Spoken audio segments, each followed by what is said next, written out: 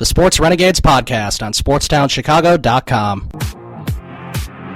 Okay, welcome back to the Sports Renegades here on SportsTownChicago.com. I'm Ryan Stuprich. I'm Ryan Risky, and right now, before we get to our picks, we're going to discuss the Patrick Kane point streak. It unfortunately was snapped at the hands of none other than Semyon Varlamov, who, for some reason, the Blackhawks can never score a goal against. No, it doesn't seem like it. Before that game, he was like 8-0-0 in his last 8 games against the Blackhawks with a .975 save percentage. That's crazy. That's unbelievable. I mean, for some reason, the Blackhawks just can't score on Semyon Varlamov.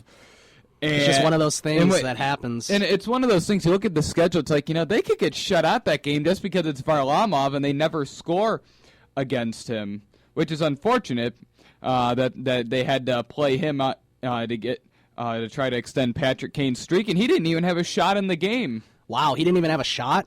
He did not have a shot. The Blackhawks I did not know that. Put 29 shots on net, and Kane did not have a shot. And the streak, they played 32 games, and that home game on Tuesday was the first home game that Patrick Kane did not have a point. That's their first home game, and if you look at it, before the game they had played 31 games, and Kane had a point in 26 straight. So I mean that streak pretty much had been going on the entire season.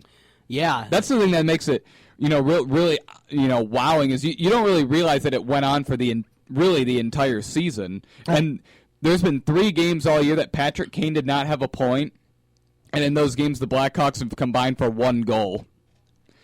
Wow, and I think that's kind of interesting, too. I mean, he had this streak all season, right. And then now I think he can start, maybe, it's possible, if anyone can do it, it's Patrick Kane, to start another streak. Right. The thing that also shows is that they're relying way too much on the Kane and Nisimov and Panarin line to score, because, a lot of those games they had 1 goal, and it was scored by that line. Streaks like that are so hard because there's so many close calls. Like, there was plenty of games that Patrick Kane didn't have a point until, 30 seconds left, and the Hawks would score an empty netter. Right. And, the one he had the hand pass for a point and an empty net goal. He scored an empty net goal in one game. So, there's been a lot of close calls in that point streak. A lot of games that he only had 1 point.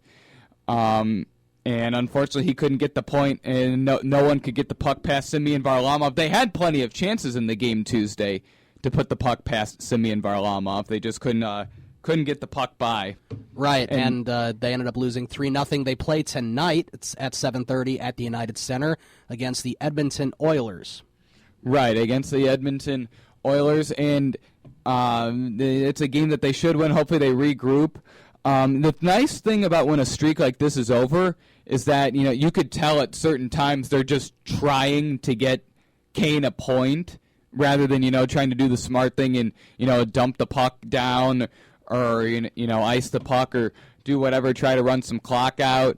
And even in the Colorado game, you could see there was times they were trying to give the puck to Kane and they couldn't do it when they would have had a better opportunity to score instead of, passing it to him or doing whatever. So now that it's a fresh start, they can play their game and hopefully they can get some other lines going, because you can only go so far when it's really one line scoring. And granted that Kane and Nisimov and Panarin line is doing a hell of a lot of scoring, that they really need to get the Taves line going. Against Winnipeg, he snapped, I think, a 7-game goal drought.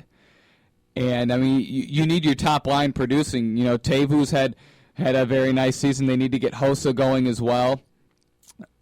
And that's just how it goes. You need to get the other lines going. Bickle had some good chances against Varlamov. Actually, probably had the best chances of the game, and he couldn't put it in. And he's a guy they need to start scoring. And it'll be a little tougher defensively now that they traded Trevor Daley to Pittsburgh for Scuderi. Yep. And when the game ended, there's a lot of memes going around that Sidney Crosby wanted wanted Pittsburgh to send Scuderi to the Blackhawks to try to end Kane's streak, which, that's not the case.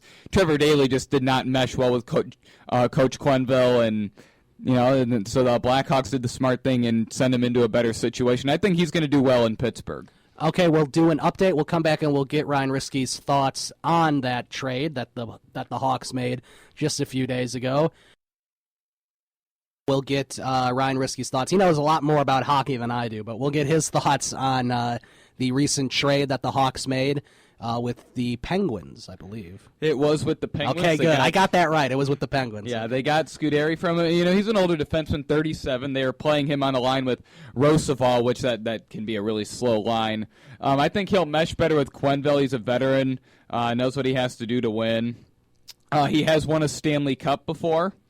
That's another thing that helps. It's too bad they couldn't have gotten someone maybe a little younger. I mean, obviously, having a Stanley Cup on your resume is really good because then they know what they need to do right to win the Cup, and that's just adding another guy that's won a Cup because, I mean, the Hawks already have guys that have won 3, and it really is just nice. And pairing him with Michael Roosevelt is probably the ideal situation.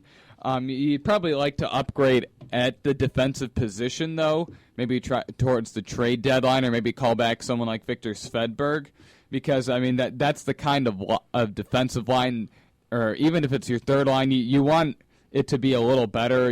Maybe get a little younger. That's what they did last year too, right? They added some pieces at the trade deadline. Yeah, Timo Timonen, I didn't like the trade when they made it. Just, I mean, the guy was so old. I mean, it was nice seeing him win a Stanley Cup, except then that cost the Blackhawks 2 second-round picks. True, but you sort of take it with, well, they won the Cup, and it sort of helps. For the Antoine Vermette trade, you're looking at it as, yep.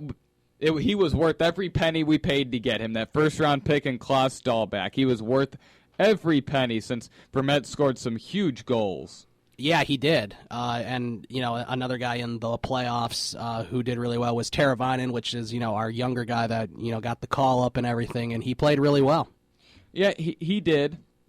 I mean, it's too bad they couldn't have gotten a pick back with Scuderi, just because they're trading kind of a younger guy that's pretty good, for an older veteran. Which, I mean, those are the kind of guys that Quenneville likes. I mean, they've, with the exception of 2010, they've pretty much had, one of their defensive lines with just veterans on it.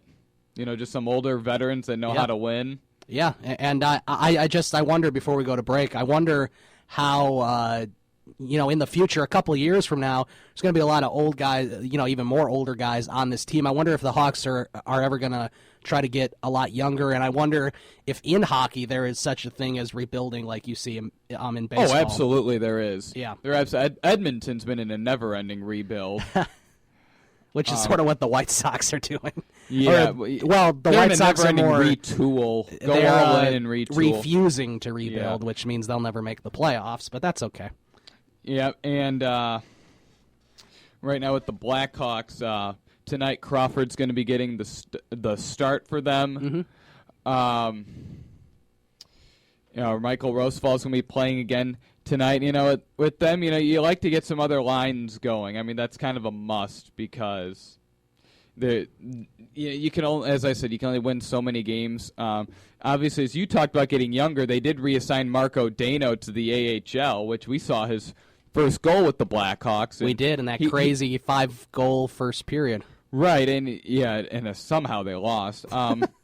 I don't even understand how it happened. You'd like to see him stick with the team, as a depth forward, that can score, because they don't have much scoring on those third and fourth lines. Right. We're going to take a break now. We'll come back, and then we'll get our signature segment going. We'll do our picks with the funky music and everything for NFL Week 15. Only 3 weeks left in the NFL season. It's kind of crazy. You're listening to the Sports Renegades, SportsTownChicago.com. The Sports Renegades podcast on SportsTownChicago.com.